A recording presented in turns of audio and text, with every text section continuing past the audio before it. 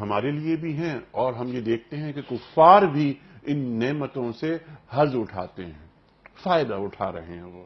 لیکن آخرت میں خالصتاً یہ اہل ایمان کے لیے ہوں گی، بلکہ میں اس کو کہوں گا اہل تقوی کے لیے ہوں گی، ان کے لیے ہوں گی جو اللہ سے وفادار رہے. ایک بات یہ.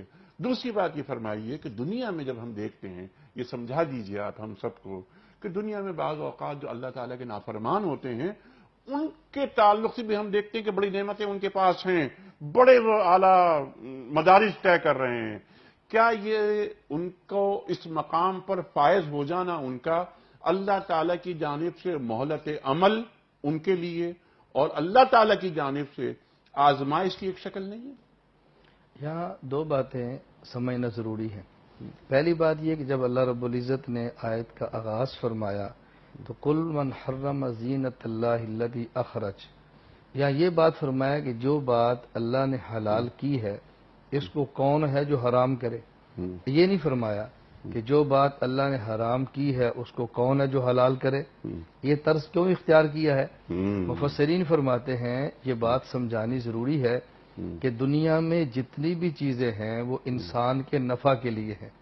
اللہ نے هو الذی خلق لکم ما فی الارض جمیعا، سب چیزیں تمہارے لیے.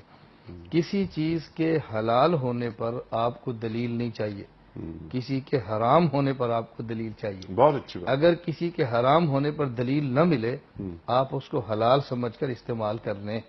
اور بسا اوقات ضرورت کی ہوتی ہے اور ہم دلیل مانگ کر اپنی چیز کو خود حرام کرتے ہیں.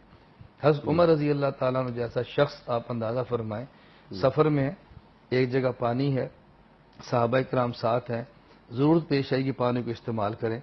اب ایک صحابی نے وہاں ایک چرواہے سے پوچھا اس پانی میں درندے تو منہ نہیں ڈالتے؟ حضرت عمر فرمایا مت بتانا، خاموش ہو جاؤ، جاؤ تم چلے جاؤ. فرمایا اللہ نے ہمیں ضرورت تھی اور پانی دے دیا ہے، تم بلا وجہ اس کے حرام ہونے پر دلائل جمع کرتے ہو تاکہ تم تنگی کے اندر مبتلا ہو جاؤ. جو اس کو استعمال کرو. اصل چیزوں میں اب اباحت اور حلت ہے، حرمت پر دلیل چاہیے. یہ بات سمجھنے اس لیے ضروری ہے کہ بسا اوقات چھوٹی چھوٹی باتیں بنیاد بنا کر اللہ کی حلال کردہ چیزوں کو حرام کی طرف لے جاتے ہیں، جس میں دقت اور جس میں بہت زیادہ پریشانی آتی ہے. مسائل بہت ہیں. اکثر لوگ ہم سے پوچھتے ہیں مولانا صاحب خوشبو استعمال کر اس میں الکوہل ہوتی ہے، یہ حرام ہے؟ ہم پوچھتے ہیں الکوہل کون سی حرام ہے کون سی حلال ہے؟ الکوہل کا مطلب آپ سمجھتے ہیں؟ چھوٹی چھوٹی باتوں کو ڈال کے حرمت کی طرف لے جاتے ہیں. پھر مشقت کے اندر مبتلا مت کریں. تو کسی چیز کے حلال ہونے پر نہیں حرام ہونے پر دلیل تلاش کریں گے تو دیکھیں کتنا اللہ پاک نے بہترین اصول ارشاد فرمایا. دوسری بات جو آپ نے فرمائی اس میں قرآن کریم نے بتا دیا کہ اصل تو چیزیں دنیا کی یا آخرت کی نعمتیں یہ ایمان والوں کے لیے. باقی دنیا میں جو کفار کو ہم دیکھتے ہیں بہت بڑی نعمت مل گئی ہے، اس کا جواب خود قرآن کریم نے دیا ہے فلا تعجبک اموالہم ولا اولادہم انما یرید اللہ لیعذبہم بہا، کہ یہ جو ہم کافروں کو نافرمانی کے باوجود اولاد بھی دیتے ہیں، ہماری نافرمانی کے باوجود ان کو دولت بھی دیتے ہیں، اس کی وجہ یہ نہیں ہے کہ ہمیں ان سے پیار ہے، اس کی وجہ یہ ہے یہی اولاد اور یہی مال ان کے لیے عذاب کا سبب بنے گا. یہ لوگ اللہ کی نعمتیں دیکھتے ہیں اور شکر نہیں کرتے، انعام دیکھتے ہیں نافرمانی کرتے ہیں.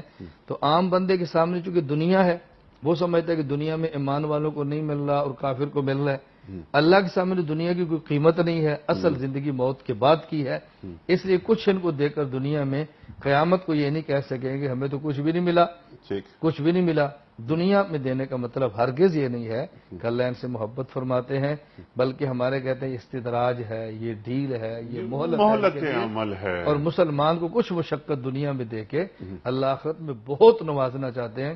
بالکل اسی طرح جس طرح آپ کا بچہ ہے اس نے امتحان دینا ہے اور آپ اس کو جگواتے بھی ہیں، محنت بھی کرتے ہیں، مشقت بھی کرواتے ہیں، تو بیٹا کہتے ہیں ابا کیا آپ مجھے اتنا کیوں تنگ کر رہے ہیں؟ آپ سمجھتے نہیں بیٹا جب امتحان ہوگا نا تجھے پھر محسوس ہوگا اس مشقت پر تجھے کیا ملے گا. اسی طرح اللہ پاک مومن کو مشقت سے گزار کے جب آخرت کی نعمتیں دیں گے، حدیث پاک میں آتا ہے اس وقت مسلمان کہے گا اے کاش دنیا میں مجھے کوئی بھی نعمت نہ ملتی، میں مشقتوں میں رہتا اور آج سارا اجر مجھے ضرور مل جاتا. لیکن اس کا معنی ہرگز یہ نہیں کہ ہم یہ تمنا کریں کہ ہمیں دنیا میں نعمت نہ ملے. اللہ سے نعمت ربنا آتنا فی الدنیا حسنۃ وفی الآخرۃ حسنۃ ملے اس وقنا پر عذاب شکر النار. ادا کریں اور نہ ملے تو اس پہ صبر کریں. سبحان اللہ سبحان اللہ. ایک کانٹا بھی چبھتا ہے کسی مومن کو تو وہ ایک گناہ کو کم کر دیتا ہے یا درجہ بڑھا دیتا ہے ایک مسلمان کا. مفتی صاحب میں آپ کا بڑا ممنون، مولانا بڑا شکر گزار آپ کا. بقیہ مکمل ہوا. کذالک نفصل الآیات لقوم یعلمون.